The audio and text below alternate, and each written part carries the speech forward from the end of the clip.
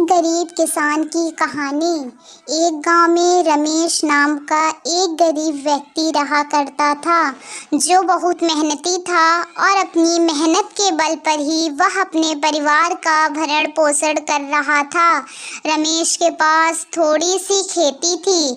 उसी खेती को वह अपने से और अपने घर का गुजारा कर रहा था। खेती में उतना कर लेता था कि वह अपने परिवार का पेट बड़ी आसानी से भर सकता था।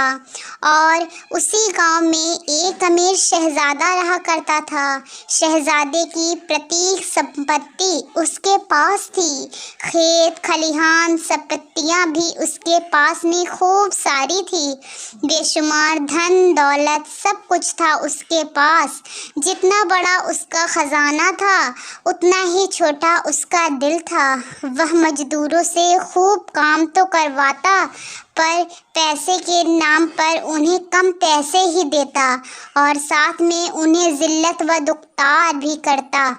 वह बहुत बड़ा कंजूस व्यक्ति था, पर क्या करे, गरीबी के हाल ने मजबूर कर रखा था। आधा गांव उसके खेत और खलिहान में ही काम करता था। गांव के बच्चे कुछ लोग रमेश को देखकर बड़े हैरान होते थे कि यह इतनी सी छोटी सी ज़मीन में इतनी अच्छी फसल कैसे कर लेता है। उसी साल गांव में भयंकर तबाही हुई। खूब आंधी तूफान बारिश सब कुछ आया और सब कुछ तहस नहस करके चला गया। उस गांव के हालात इतने बुरे हो चुके थे कि लोगों के पास खाने तक के लिए कुछ नहीं बचा था। उसी में से एक था रमेश, जिसकी हालत गांव के सभी व्यक्तियों से ज़्यादा कमज़ोर हो चुकी थी। जैसे तैसे करके अपना घर का गुजारा कर रहा था। एक वक्त के बाद उसके पास वह भी ख़त्म हो जाता है। हालात इतने बुरे हो चुके थे, रमेश के पास शहजादे से कर्ज लेने के अलावा और कोई रास्ता बचा ही न था।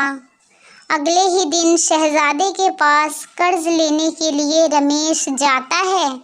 शहजादे ने रमेश की पूरी बात सुनी और उसके मन में लालच जागा। क्योंकि वह पहले तो कंजूस था, तो उसके सोचा, क्यों ना मैं इसे कर्ज देने से बेहतर है कि मैं इसे अपने खेत में ही काम करवा लूं।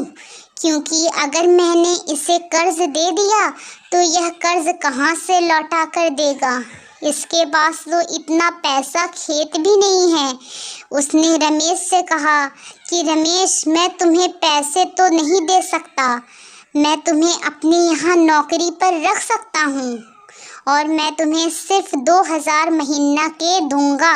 पर रमेश ने कहा कि जो दूसरे मजदूर लोग हैं वह काम कर रहे हैं तो उन्हें तो 3000 मिलता है और ऊपर से 2 गेहूं की बोरी भी अलग से दी जाती है। शहजादे ने कहा कि देखो रमेश, मुझे दूसरों से मतलब नहीं है। तुम्हें अगर काम करना है तो करो, वरना मेरे पास में बहुत मजदूर हैं काम करने के लिए। रमेश मरता ना तो क्या करता।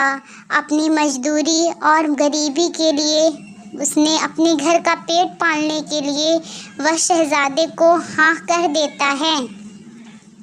रमेश के जाने के बाद शहजादा बहुत ज़्यादा खुश होता है और सोचता है कि अब मैं इससे खूब काम कर आऊँगा, क्योंकि इसके किस्से मैंने सुने हैं और इसे ऊपर से पैसे भी कम देने पड़ेंगे। मुझे तो डबल फ़ायदा होगा। अगले ही दिन से रमेश शहजादे के यहाँ पर नौकरी करने लगा।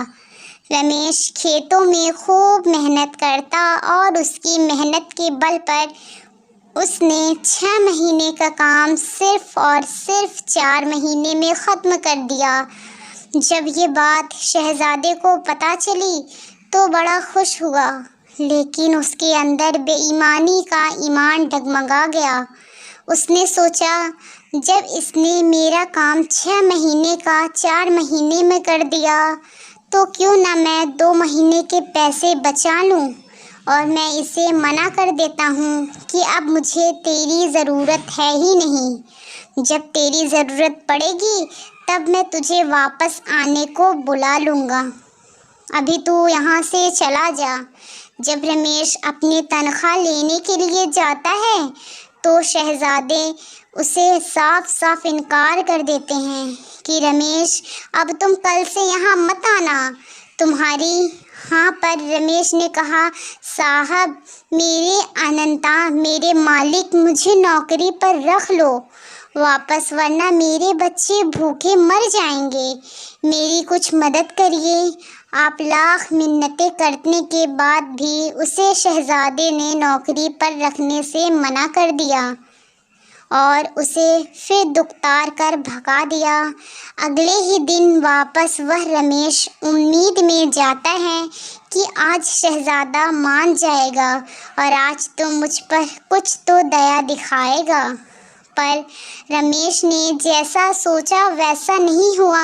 शहज़ादे ने उसे वापस बुला लिया और उसे भगा दिया, अपने दरवाजे से बाहर कर दिया और अब से यही रोज़ कर्म चल रहा था। लगभग 1 हफ्ता बीत चुका था पर रमेश की बातों का उस शहज़ादे पर कोई असर ही नहीं हो रहा था।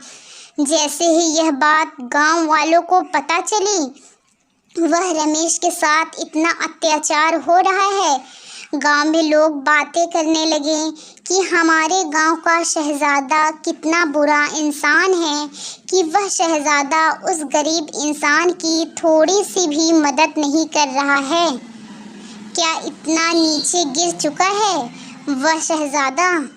जब ये बात शहज़ादे को पता चली कि उसके बारे में कुछ बातें गांव में फैल रही हैं, उसकी चारों तरफ बुराइयां हो रही हैं, तो घबरा जाता है और सोचता है कि अब मैं क्या करूं।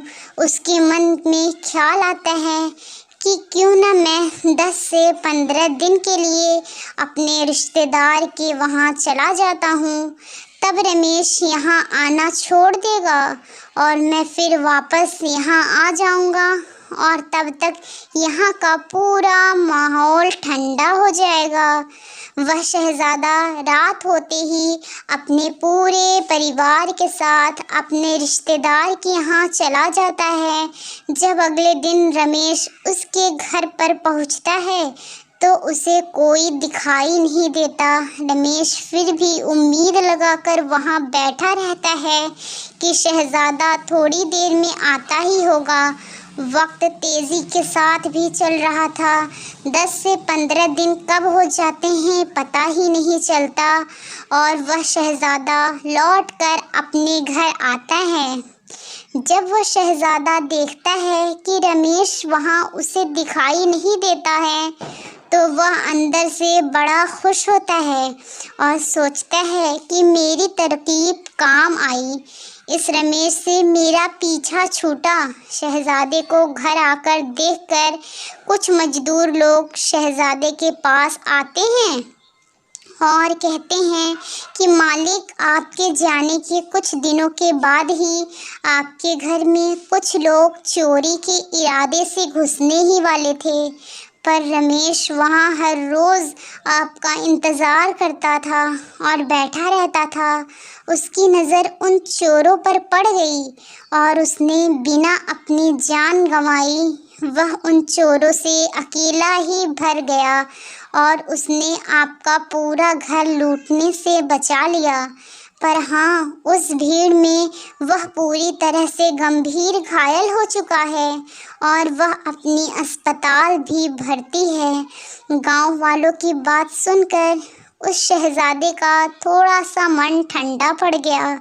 उसने सोचा कि मुझे रमेश से मिलना चाहिए। जब वह रमेश से मिलने के लिए अस्पताल पहुंचा तब उसे पता चला कि उसे सुबह ही घर भेज दिया गया है।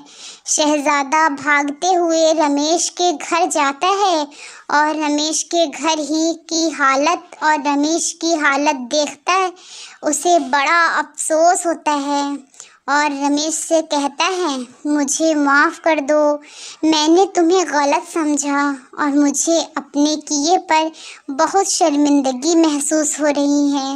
मैंने तुम्हारे जैसे नेक ईमानदार बंदे पर इंसान से गलत व्यवहार किया, मुझे ऐसा नहीं करना चाहिए था। रमेश कुछ कह पाता, इतने में शहजादे की आंखों से आंसू झलक पड़ते हैं। रमेश कहता है कि मालिक, आपने मेरे बारे में सोचा, वही मेरे लिए काफ़ी है। फिर वह शहजादा रमेश को अपने घर वापस नौकरी पर रख लेता है और उसके घर की हालत पूरी सही कर देता है और इस बार शहजादा रमेश को ज़्यादा पैसे देता है। इससे रमेश के घर की हालात भी अच्छे हो जाते हैं और रमेश वापस आना छोड़ देता है और अपने जीवन को अच्छी से जीने लगता है।